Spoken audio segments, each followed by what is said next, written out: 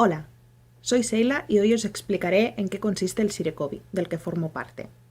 El Sirecovi, o Sistema de Registro y Comunicación de la Violencia Institucional, es una herramienta de monitoreo y alerta sobre situaciones de vulneraciones de derechos fundamentales en el ámbito del sistema penal, ya sea a nivel penitenciario o a nivel policial.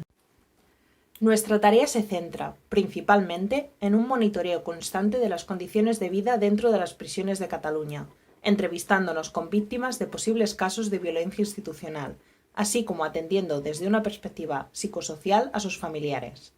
Registramos las situaciones relatadas para luchar contra la invisibilidad de este tipo de vulneraciones de derechos y comunicamos los casos a diferentes instancias nacionales e internacionales.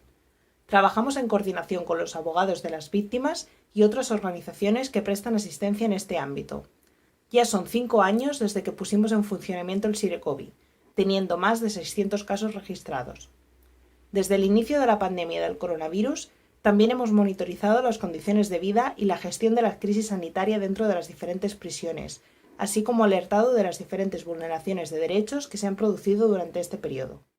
Ahora, como miembros de la red de la OMCT, seguiremos ejerciendo nuestra labor de lucha contra la tortura con aún más fuerza.